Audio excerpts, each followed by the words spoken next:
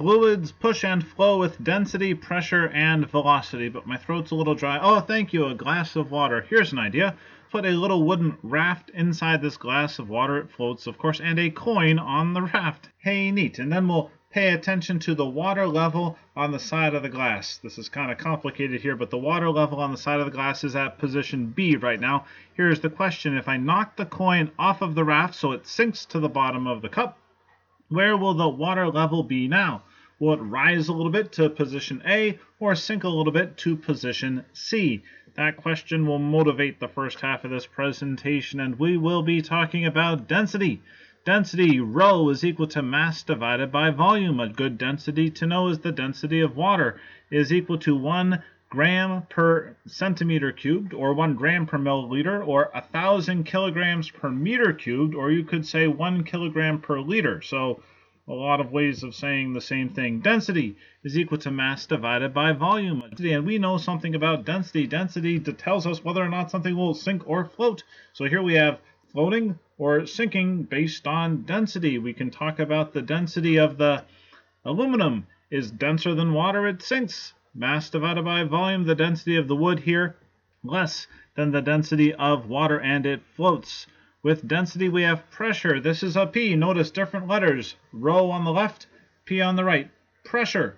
Pressure is equal to force divided by area. We've seen pressure before, and a good pressure to know is atmospheric pressure, 101,000 pascals, 101,000 newtons per meter squared. Pressure and density. These are such key equations for us for this chapter that would like to rearrange them. We say a lot about mass, so we'll have mass is equal to density times volume. Same equation, just rearranged a little bit. We know a lot about mass. We know F equals ma, kinetic energy, 1/2 mv squared, so good to know about mass. And we also know a lot about force. So we'll rearrange that pressure equation. Force is equal to P times A. Things to look out for. One more basic equation to get us started here, and that is volume is equal to area times distance. Whether it's the volume of a cylinder or the volume of a right regular trapezoid, I guess we have volume is equal to area times distance, and here is a glass of water, and here is part of that glass of water. We are drawing an imaginary box around this part of the glass of water, and it's just sort of staying there.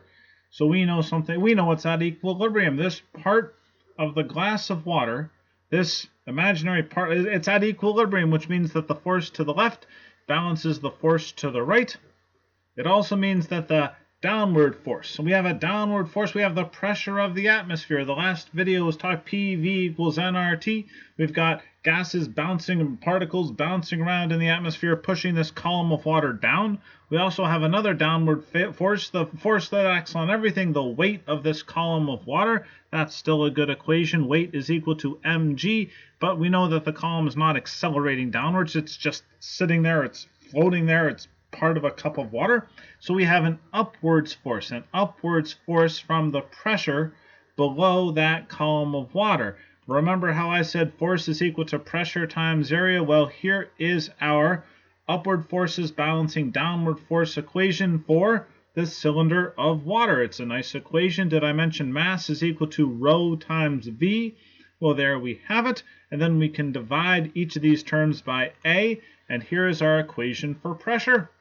Pressure, something you've experienced no doubt for yourself, especially when you're drinking through a straw. Hey, here's a question. Could we make like a really long straw?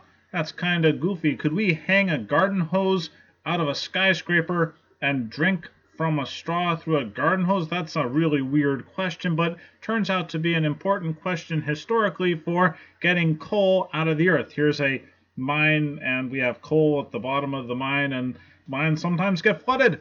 And you need to get the water out of the mine so that you can mine more coal. And how are you going to do that? With a vacuum pump, which burns coal, which you need to get out of the mine. So it's kind of cyclical here. So anyway, here's a vacuum pump that's going to draw the water, like a straw, draw the water out of this flooded mine. And here it'll work, but there it won't work. And this was confusing at the dawn of the Industrial Revolution. Why is there a limit, and what is the limit to how high we can draw water? How the length of our maximum possible straw? Well, good thing we have this equation, and the idea of pressure is key. Here we have two different stars. And I tell you that if the pressure is greater on the left, then the fluid will flow from the left to the right. But if the pressure is greater at the position to the right, then the fluid will flow from the right to the left. Pressure is force divided by area. So if there's a net force, we'll have an acceleration. The same thing's true for fluid. So to review, what we have here is a machine that gives us a perfect vacuum, zero pressure inside this box. That's a vacuum pump with perfect vacuum here. And then we have a column of water. And on the other side, we have nothing but the atmosphere.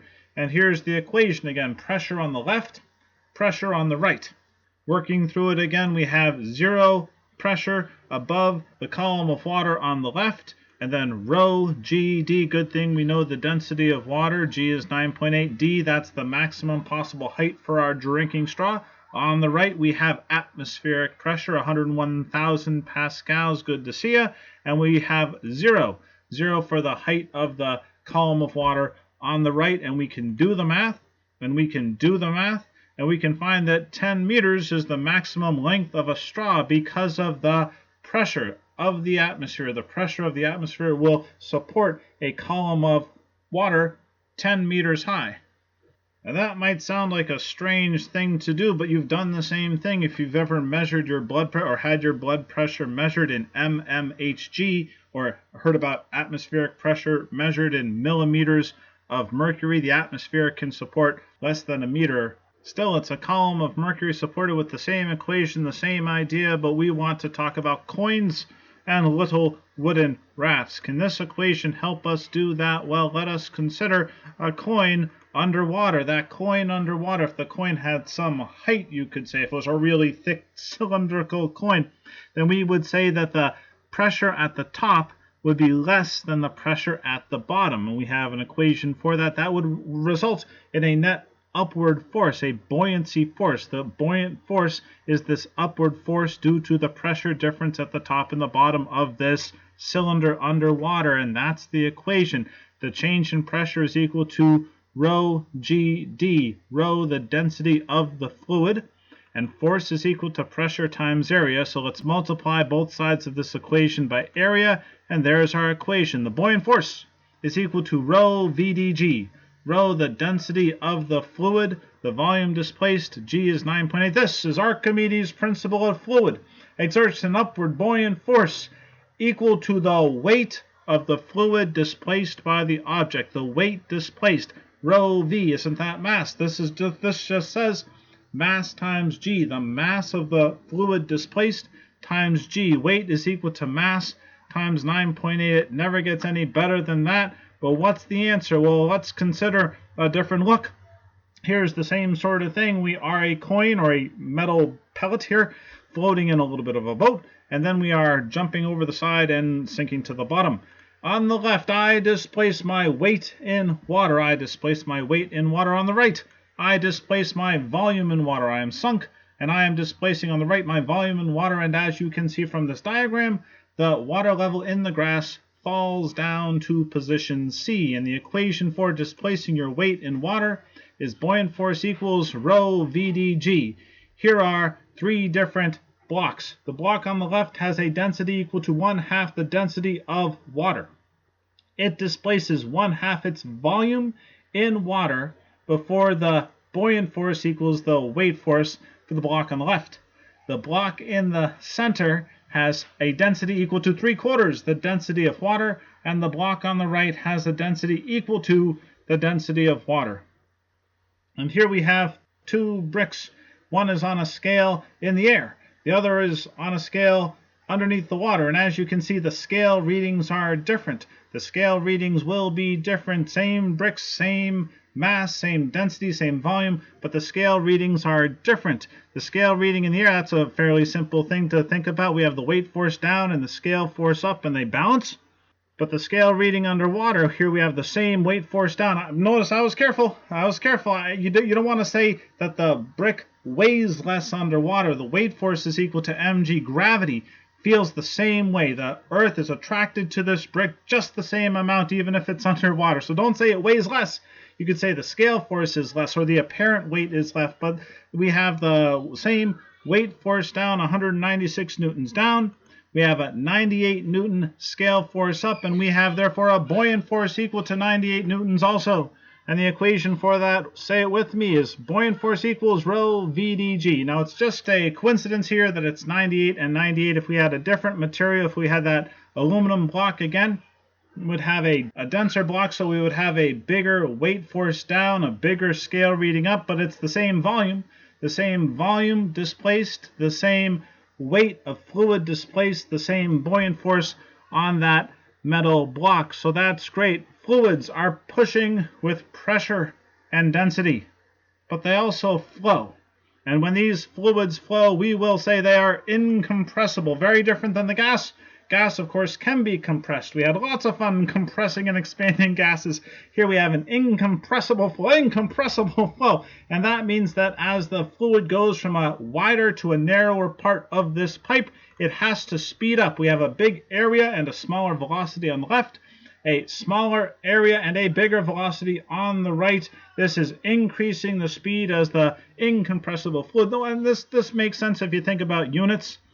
Velocity in meters per second, area in meters squared. So what we have here is meters cubed per second, and the meters cubed per second for position 1 has to equal the meters cubed per second for position 2. If it doesn't, then what did you do? You were compressed, and we just said it's incompressible. Not only, though, does the velocity change, the pressure changes as well. High pressure corresponds to regions of lower velocity, and low pressure corresponds to regions of higher velocity. Wait a minute. High velocity means low pressure. Do I have that right? Something tells me I have this kind of backwards. I mean, it doesn't really seem like it makes a lot of sense. Like if you're trying to shoot pieces of dirt off your car with some water cannon here, you're going to want high velocity for high pressure, right? Well, don't think about it that way. Don't think about it. You are not trying to think about it this way. We are not thinking about standing outside the flow and getting hit by the car. Yeah, you ask the car, the faster the water, the faster, the more the pressure, the faster the water, the more pressure it feels if you're the car. But we're thinking about life inside the flow, So don't imagine being hit by this flow. Imagine being inside the flow. Imagine being in a car inside a flow of cars on the highway. And here we have high velocity and low pressure. And then you get to a traffic jam. Oh no. A traffic jam, oh no, and you slow down and you're getting closer to those cars around you. Then you have low velocity and you're getting high pressure and you're gripping the steering wheel and your knuckles are turning white and you're getting really annoyed with the people around you for no good reason. But yeah, that's high pressure. And that's the way I like to think about it, or that's the way I remember it. This isn't really a rigorous proof. We are hopefully not bouncing around off of our neighboring cars in a traffic jam, but low pressure corresponds to high velocity. The traffic jam is ended and you're moving quickly again and you relax and you turn the radio back on and everything's good. Or if you don't believe me, take a piece of paper and blow over this piece of paper. See, the piece of paper is hanging down and you're exhaling and blowing air over this piece of paper. Now, it might seem like if you were blowing air over the piece of paper, you'd be pushing it down with your air molecules, but as you blow air over this paper, the paper climbs up. Now, why is that? I tell you that the fluid is moving faster above the paper and slower below the paper, fast and slow. Fast means, say it with me, low pressure. Fast means low pressure. Slow means high pressure, so we have higher pressure below the paper, and that means there's an upwards force on the paper. And as you blow, this is a neat little party trick here. As you blow over the paper rises up. Amazing but true, and I know what you're thinking, that's great, but isn't there an equation I can use to express that? And here it is. Let's say, for example, on the left we have a big pressure and a small velocity. On the right we have a smaller pressure and a bigger velocity. That would correspond with what we've already said. Bernoulli's equation also involves height. And there it is, and that's pretty long, and let's rewrite it, remembering that density is mass divided by volume and pressure is force divided by area. So we can rewrite Bernoulli's equation like this. And then we remember also that volume is equal to area times distance. We multiply every single term, all 6 of them, by volume, and we are left with this. And that hopefully looks a little bit familiar. This is a conservation of energy equation. Our old friends, we have gravitational potential energy. We have kinetic energy. We have work. Force times distance is work. So the Bernoulli's equation is just the conservation of energy equation, just like in the previous unit. We said that PV equals nRT looks a whole lot like a conservation of energy equation. So hello, glass of water. Good to know that energy is being conserved in you. Glad to hear it. But what would happen if I took this glass of water and I punctured the bottom of the glass? We are open to the atmosphere on top, and I put a hole in the, well, you know what would happen? Water would spray out. But what would happen as that water sprayed out? I thank you, Carlos Miranda, for putting together this video clip, because yours looks a lot better than mine would look if I did it. I mean, I already blew over the paper, so I shouldn't be doing too much here. But yeah, that's what happens. The velocity decreases. And here's another way to look at that question. Let's say we had a spout that did not shoot horizontally, but was twisted 90 degrees to go vertically. How high could this water shoot that spout? And the answer is right back to the top of the level of the water. And that makes sense. That's conservation of energy. Imagine the skateboard guy going back and forth inside the half pipe. It's the same sort of thing. It's the same sort of, we start over here with gravitational potential energy, and then we trade that for kinetic energy down there, and then we transform that back to gravitational potential energy over there. But only nothing too exciting is happening in our glass of water. And I do need a glass of water. We have gravitational potential energy up there, but what's going on? Oh yes, pressure. Pressure. And what is pressure? Pressure is the ability to do work. Pressure is, yeah, the ability to do work. We'll say that there's some pressure down there, and we have an equation to prove it, to work it out with numbers.